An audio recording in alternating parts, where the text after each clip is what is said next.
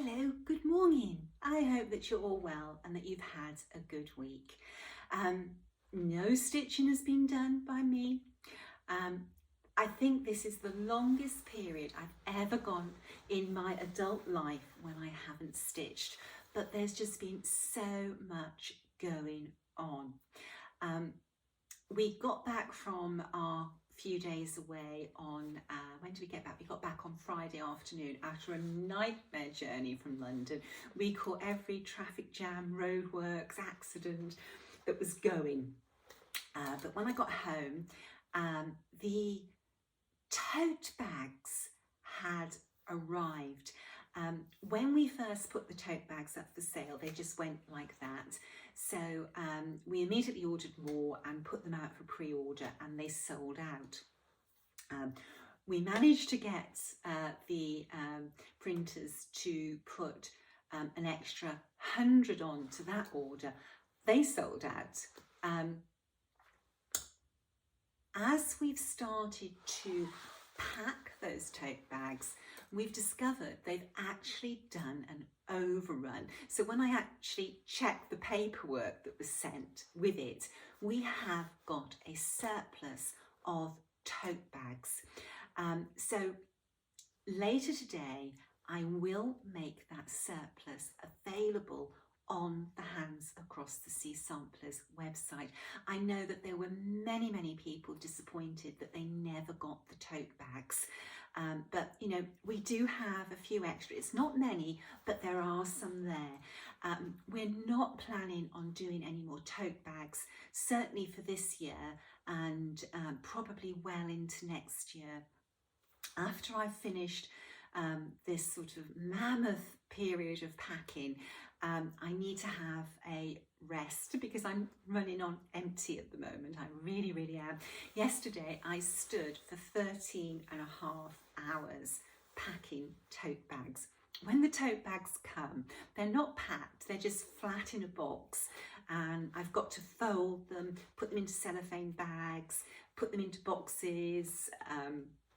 It's quite a long procedure. So anyway, all the people who pre-ordered the tote bags, you would have noticed yesterday that you received an email saying that your order was processing. Yesterday I managed to get about 70% of the orders packed into a box with a postage label. The postman took a lot yesterday, but he couldn't fit them all in his van. I'm hoping that today now I will get the rest of them finished, and that the postman will be able to take the leftover ones from yesterday and the ones I do today. So I'm fairly confident that everybody who's ordered a tote bag, that theirs will be in the mail by Monday. Remember, if you ordered more than one set, 2 sets and 3 sets all come in a separate box.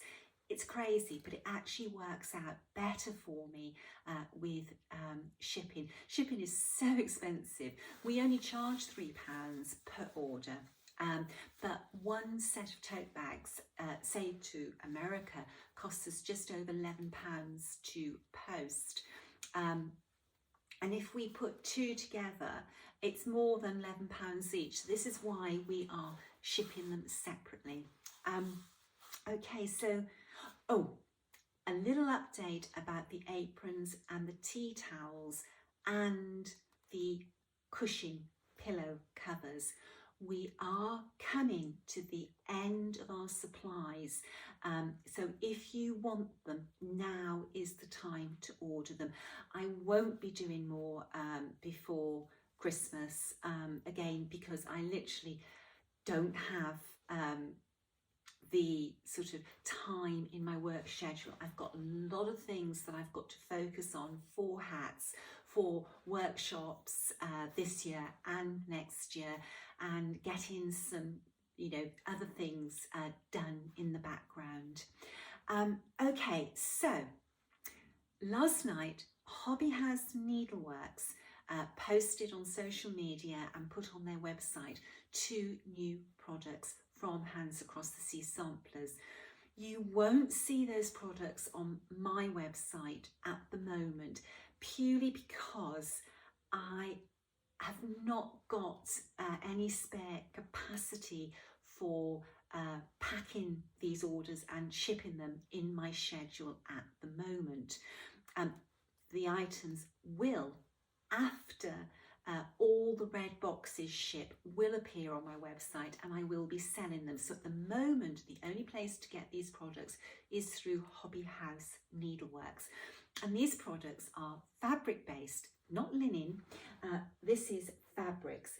Now, when I was at a workshop in the US, I showed a photograph with these two items in, and this is a beautiful needle tools bag that was made by Sarah Comer. She's the most amazing lady who makes fabulous bags. And in the front of the bag was this panel, and when you look at this panel, it actually looks as if it is stitched. It looks as if it's linen with beautiful, beautiful stitching. And I can say it's beautiful stitching because I stitched the model for this.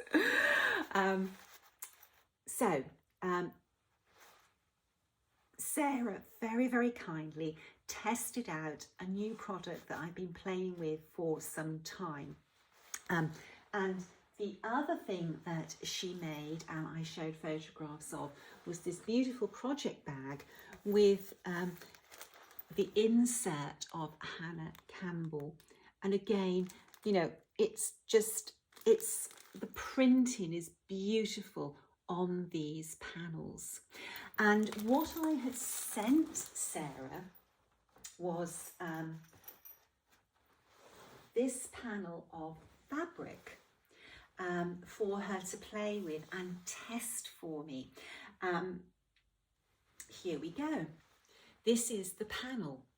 You have 12 samplers or sections of samplers. That's the very popular Hannah Campbell. You've got a section of Anne Thomas. You have, which way am I going? And I've got confused with myself.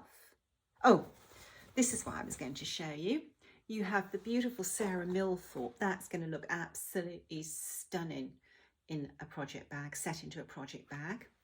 You have Anne Ogston, which is the sampler I'm going to be presenting at the Sampler Symposium. That's really, really beautiful. And again, the printing on these, this is a real quality print job. I wouldn't sell anything that wasn't something that I really, really like myself. You've got Eliza Stringer. You have Susanna DeCarl. You have a sampler that I adore, Esther Pickford. You have a section out of Lucy Barber. That will be fabulous to set into a project bag. And then you have, hold on a second. Here we go. You have the bottom section from Hannah Campbell. You have a section from Harriet Salt, which is the section that's in the needle tool case I showed you. And then you have another section from Harriet Salt. So this is sold as one panel, that you have 12 individual panels that you can use to go into mats, project bags, needlework cases, all sorts of things. We're really, really thrilled with this. Sarah actually made some other products with these in, and it was just so exciting to see them. When you stitch a sampler, you don't want to cut it up and put it into project bags. And this is sort of like an ideal way of having something that really does look as if it's been stitched. into products. And do you know what, even quilts, you could put these into quilts. The panels are set within the main panel with sufficient room to have a 1/4 inch seam allowance around each panel for when you're patchworking them in. So these are available exclusively at the moment on the Hobby House Needleworks website. It's printed on cotton and it's a really beautiful quality cotton. Now the other thing that Hobby House Needleworks has at the moment, and again at the moment it's the only place that you can source this from, is the gorgeous Harriet Salt, printed repeatedly on a panel of very nice quality cotton. The panels are 1.4 meters wide, and I understand that Kathy at Hobby House Needleworks and Hobby House Quiltworks will be selling this in various different cuts. So this would make a wonderful, wonderful project bag as the outside fabric, or this will make wonderful lining. This isn't mass produced. We can't do that. This is something that it's not cheap to have this printed at this standard of printing. It's a beautiful, beautiful fabric, and we're so thrilled to be working with Hobby House for this. Do you know, the light here this morning, it's so poor. You can see how this really changes colour. This is actually, oh, there we are. You can just see the colour of that fabric behind. It's really pretty. Isn't it funny how light changes how the colour of something works? Do you know what? It's really early. I got up very early this morning because that was the only way I was going to manage to do a floss tube, because today it's another mammoth packing session. After the tote bags are finished, we're actually starting to assemble the red boxes. Now the boxes all come flat packed, so the boxes themselves have to be built, and that's what I'm going to be doing over the next couple of days. There's going to be a mound of boxes here very shortly. We won't be able to move. I couldn't start constructing the boxes until I got all the aprons and tea towels and tote bags orders out, because the brown postal boxes were taking up a lot of space. You could see them in the background the last couple of weeks. There's only a small number left. Next week it should be a wall of red boxes. I'm going to try my very, very best to start shipping the orders for the red box as soon as I can, and they're going to ship somewhere between 50 and 100 a day, depending how much I can get into the postal system here. So in the next week or 2 weeks, you will see your order go from pre-order to processing. But don't expect your box to come out the first day it shows processing. If I do 50 boxes a day, that's going to be about 20 days before I get them all out. And a week Wednesday, we leave to go to Swindon for the Great British Sample Weekend, so I will be away from home for a little while. I was away from home this week. Ray and I, we were so fortunate to receive an invitation to a very special event in London. So on Tuesday, we went to Wales to see our daughter, son-in-law and grandchildren. Our daughter was 50 on the 11th of September, on the Monday, so we celebrated her birthday on the Tuesday. It was lovely to see them. Photographs and Zoom calls are lovely, but there's nothing like being able to hug a loved one. We had a really nice evening, and then on the Wednesday we drove to London, and Wednesday night we had a fabulous meal at a restaurant called Bacchanalia. Sue and I went to Bacchanalia earlier this year on a recommendation of a friend and had a fabulous meal, and I wanted Ray to experience it.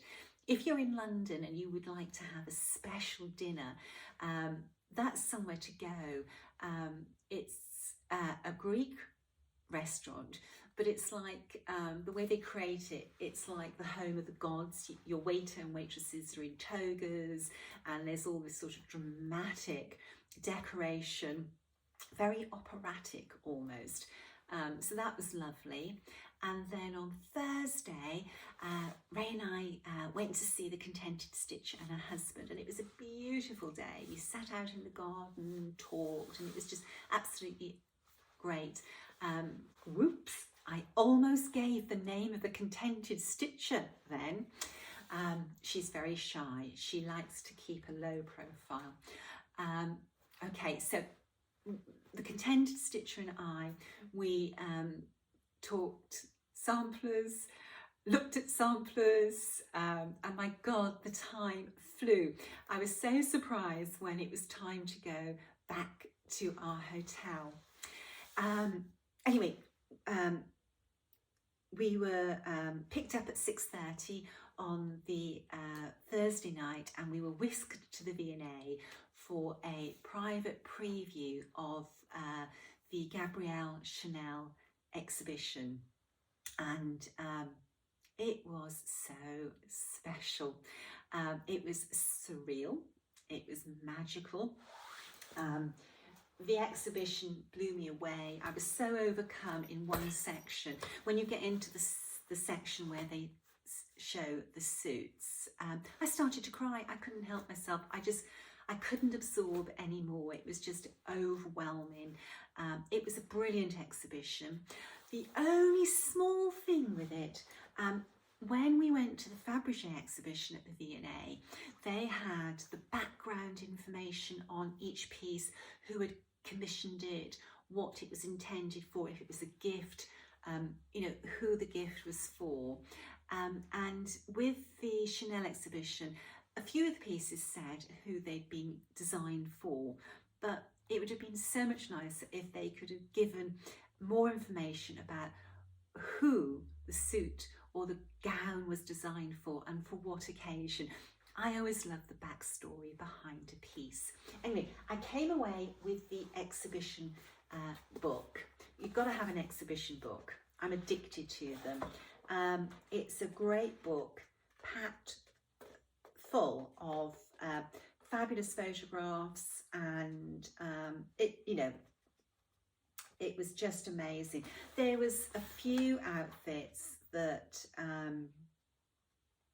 really did blow me away, and it was surprising how cutting edge some of the designs were for their time. Like, we all know that Chanel revolutionized fashion, but some of those pieces, you know, you would have dated them into modern times. It just goes to show how it is investment dressing.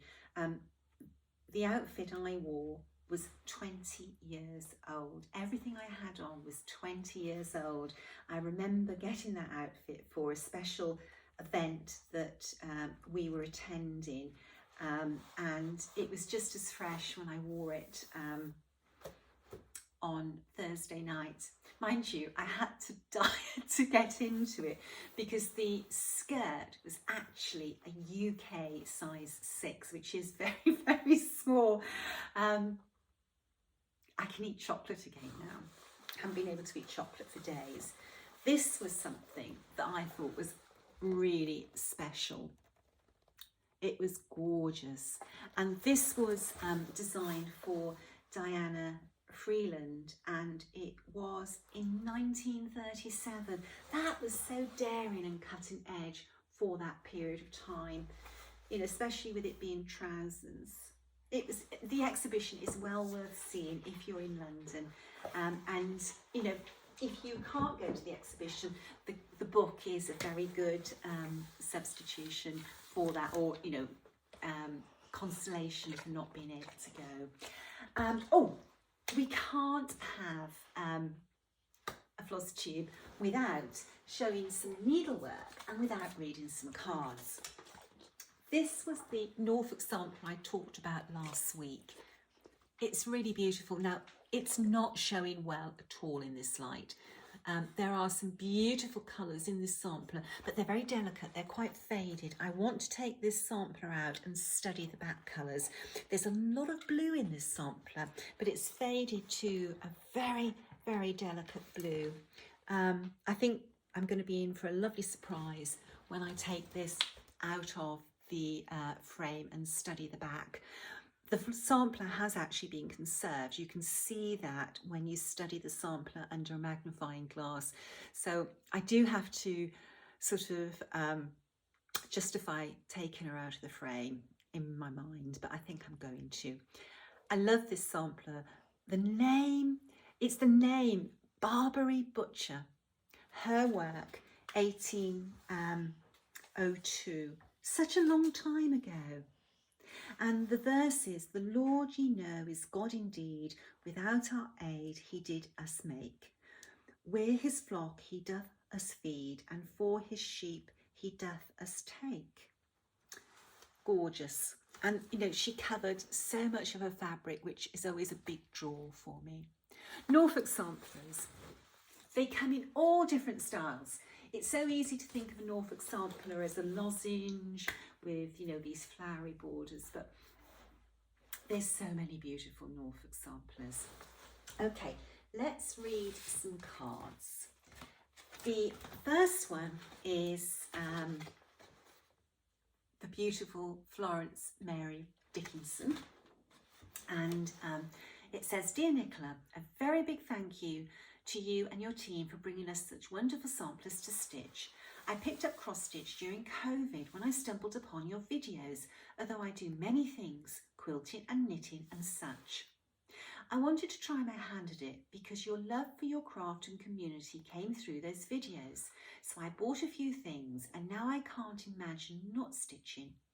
My excitement level for your red box becoming the beginning of a sampler wall is through the roof.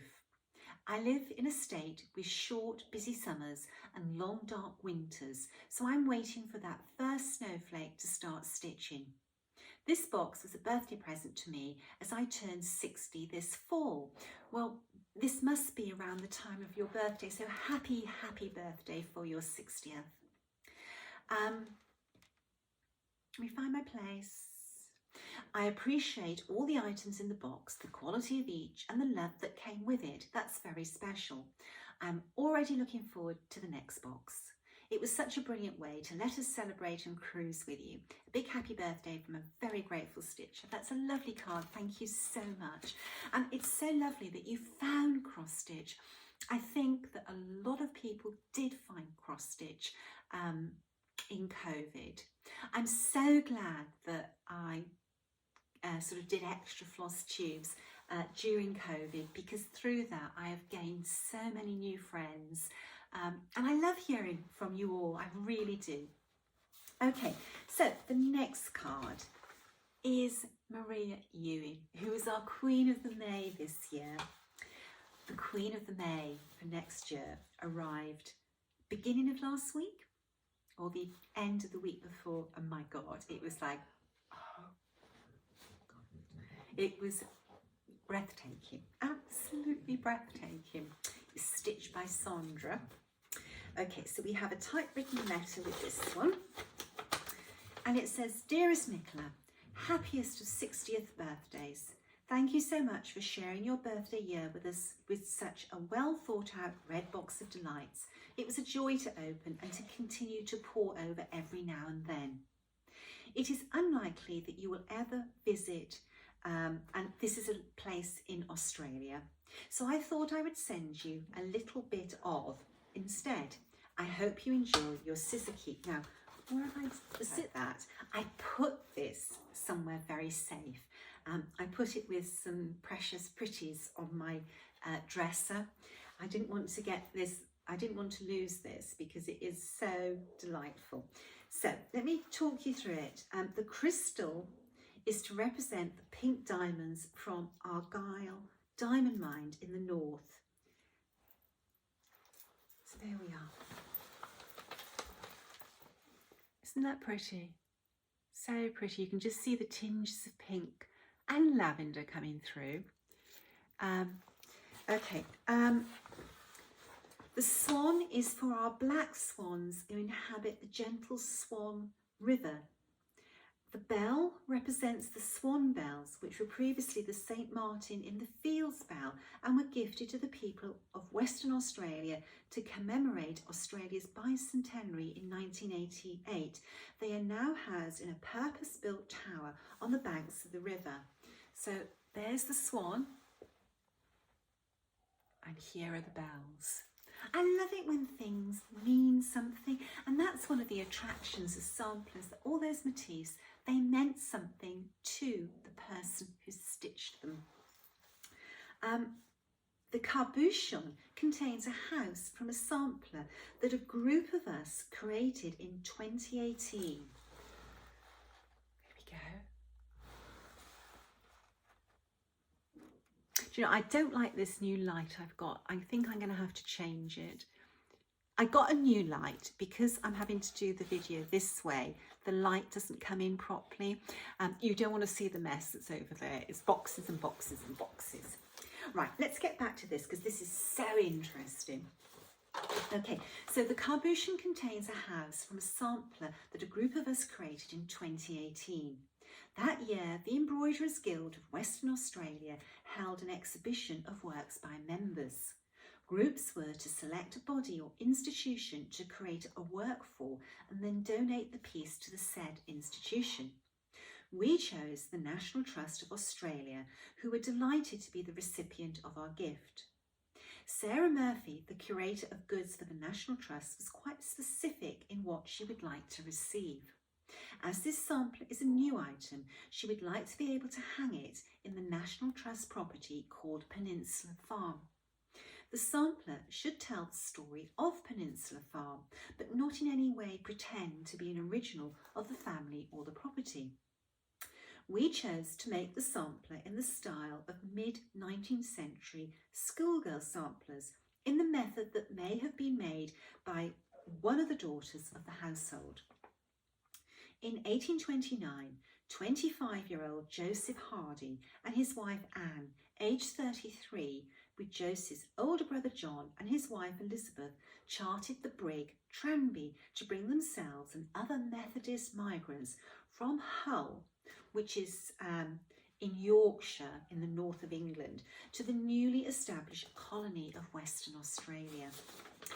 On May the 26th, 1830, Joseph and Anne's first child, Anne Margaret Wilkin Hardy, was born at Peninsula Farm. In all, Joseph and Anne had 6 daughters: Anne, 1830, Mary Jane, 1832, Susanna, 1834, Sarah, 1836, who died at 1 month old, Sarah, 1837, Elizabeth, 1839, and one son, Richard, born in 1844. Joseph would have been 38 at the time of Richard's birth, with Anne well into her 40s. The house that survives on the property is represented in the sampler and was the third to be built. Local legend is that Joseph would not allow any of his daughters to marry unless it was to a Baptist minister. You can imagine they were few and far between in a newfound colony. Is it any wonder, then, that 4 of the daughters married the year their father died? Although we do not know if the Hardy girls stitched a sampler, it was a wonderful and rewarding experience to research the family and their history and to stitch objects that may have been significant to them. What delights me when stitching reproduction samplers is the connection with lives past. Who would have thought these invisible statistics of history could touch our hearts as we remember them, delight in their achievements, forgive their errors and mourn their losses? That is the most amazing way to sum up our love of samplers and the attraction of samplers. Okay, hat samplers set the benchmark for charting and presentation. They are a delight to stitch. Thank you. Happy birthday. Maybe our paths will cross one day. That's a beautiful letter. Thank you. Our paths might cross in 2025 when I come to Australia. So excited about that. Such a long way, especially travelling by oneself. Wow. Do you know what, these cards, they are absolutely amazing. They really, really are. They mean so much to me. And do you know what? My first box is full.